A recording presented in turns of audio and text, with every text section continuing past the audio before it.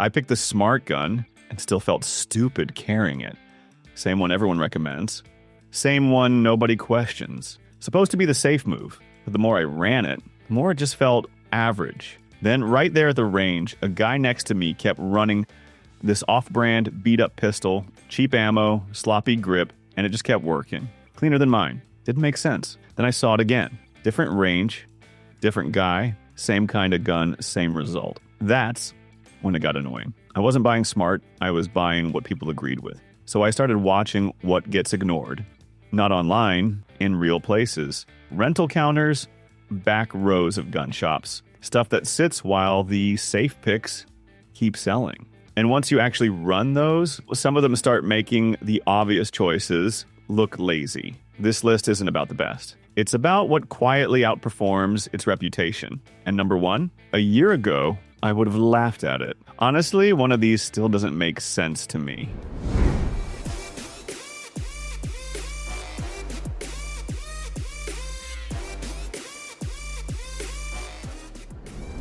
Early March, I went into a shop in Houston to trade some gear for a new carry gun. I already had two names in mind, both guns that usually get recommended in that price range. I wasn't interested in taking chances on something unknown. While I was checking those out, the SAR9 Gen 3 was sitting in the case, a few spots over. I had already written it off because of the name. It didn't carry any real status, so I didn't see any reason to waste time on it. Out of curiosity, I asked to hold it anyway. A week later at the range, I ran a few strings with it back to back against one of the guns I was originally planning to buy. That's where I expected it to start feeling cheap. It didn't. The SAR9 felt heavier and more planted in the hand. No, the trigger wasn't as crisp as the familiar names. I noticed it right away, and it kept reminding me every few mags. Anyone who shoots a lot probably will. But here's the part that stuck with me. The gun never felt like it was cutting corners anywhere else. It didn't feel like a risk. It felt like a serious pistol with one rough edge people use as an excuse to ignore it. And that's what makes it smart. Not perfect, just the one I didn't plan on trusting, but ended up taking more seriously than I expected. Try this real quick. That's all he said. Didn't even look at me when he handed it over. We were mid-conversation, and now this IWI Masada Slim is just sitting in my hand like I asked for it. I didn't. And honestly, I almost didn't shoot it. Didn't look like anything special. Not one of those guns people argue about. No hype, no pull, just a name I'd heard and ignored. I ran a mag through it anyway, then another. Somewhere in that second mag, something felt off. Not wrong and just quiet. No adjustment, no grip fight, no second guessing the trigger. I wasn't fixing anything mid-string, it just tracked. So I pushed it faster pace, looser grip, cheap ammo, nothing. That's when it started bothering me. Because I've spent way more time chasing better guns that never felt this sorted. Guns that demanded attention. This one just stayed out of the way. I handed it back and finally asked, Masada Slim. Yeah, I knew the name, just never cared. Now I'm wondering why. I still don't think it's exciting, but I keep reaching for it. Not because I like it, because it doesn't give me a reason not to. And the next one, people don't ignore it. They just don't want to admit why it makes sense. I remember looking at a guy at the thinking, out of everything, and that's what you're taking. He had the Beretta PX A1 in it. Like it wasn't even a decision.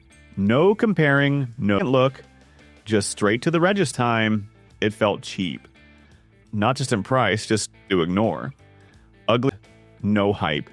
Sitting, anything else had sale tags, bundle deal, special stickers begging to move.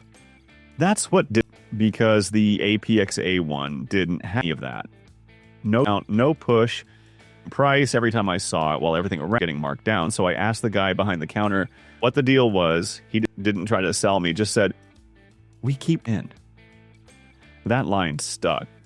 I buying it because it turns out they were buying it because it made more expensive guns look stupid. And once enough people figure that out, that Beretta doesn't stay cheap.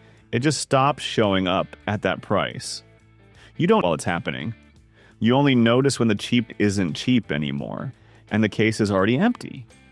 And the next one, get to laugh at it first. Stupid, and once figure that out, that cheap Beretta Up showing up at that. I saw it before I felt it. Standing outside a store, just waiting, not thinking about anything. Then the glass caught it. That outline, faint, but once it hits your eye, it's over. You keep checking it without meaning to. Shift a little. Tug the shirt. Turn your body like that's going to fix it. It doesn't. And now it's stuck in your head. Every step, every angle, you're managing it. Not carrying, managing. That's when it gets old. Because I've had guns that shoot great, feel great, and still make you deal with this all day. Little adjustments, little checks, constant noise in the back of your mind. So I swapped. Ruger LCP MAX, already in the pocket, same clothes, same spot, same glass. I looked again, nothing. I moved, turned, sat. Checked again, later in the car window, just to be sure. Still nothing.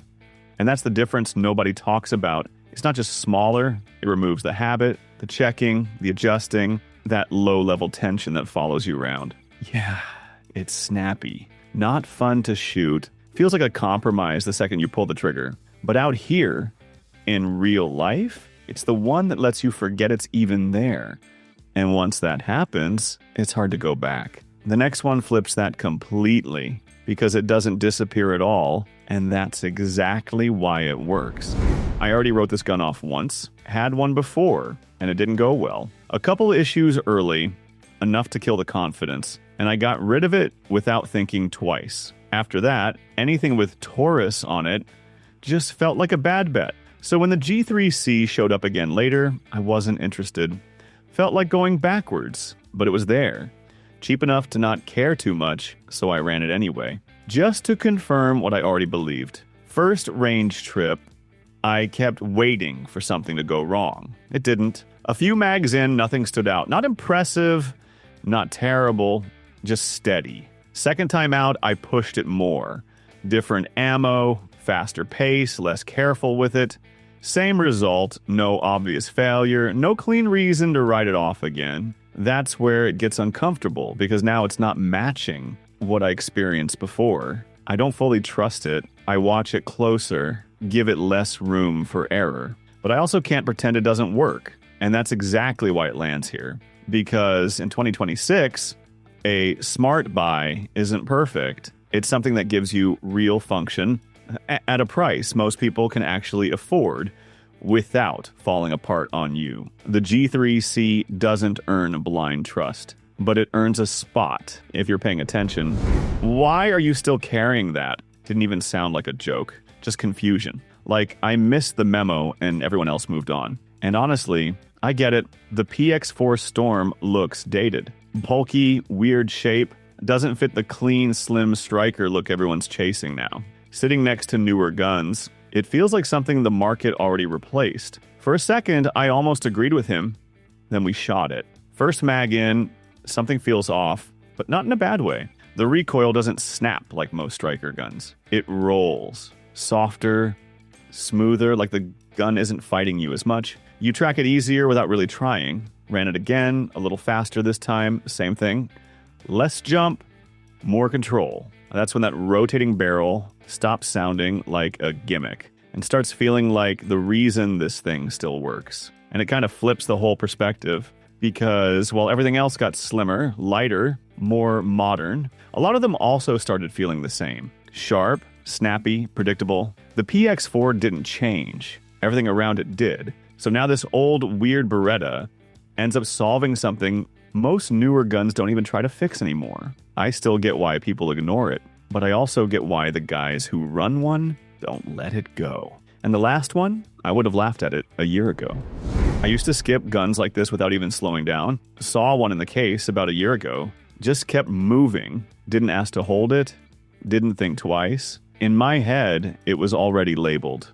Tiny gun. Probably snappy. Probably something you tolerate for a week and then regret buying. So I never gave it a real shot. Then earlier this year, I ended up in a small shop, killing time more than anything. Guy behind the counter hands me the Bodyguard 2.0 like it's nothing. No pitch, no buildup, just, here, check this out. I almost laughed. Still took it out the next day, mostly to confirm what I already believed. And that's where it got uncomfortable. Because it didn't feel like those older pocket guns I had written off. It didn't fight me. didn't feel like a backup you settle for. I ran more through it, expecting that usual fatigue, that snap, that reminder of why these things suck to shoot. It never really showed up. Not perfect, you feel the size, no question, but it handled like something way more sorted than it had any right to be. That's the part that stuck. Not that it impressed me, but that I had already decided it wasn't worth my time. And I was wrong about that. Because this is what people miss. Tiny guns used to feel like a compromise you tolerated. This doesn't. It actually solves the problem without punishing you for it. And once that clicks, it kind of resets how you look at the whole category. That's the shift. Smart Buy doesn't show up on a spec sheet. It shows up after you've carried it, shot it, and stopped trying to justify it. Every gun here had a reason to get ignored. That's the pattern. Not one of them wins on hype, but real use? Different story. Some of these aren't impressive on paper, don't look good in the case, don't win arguments, but they solve problems better than they're supposed to. And that's where the value actually hits. So now I'm curious, what's a gun you wrote off? Then had to admit you were wrong about. And yeah, there's one here I wouldn't hand to just anybody, not because it fails, but because most people still don't understand who it's actually for. I'm Steve. Most people don't miss the Smart Buy by accident. They walk right past it.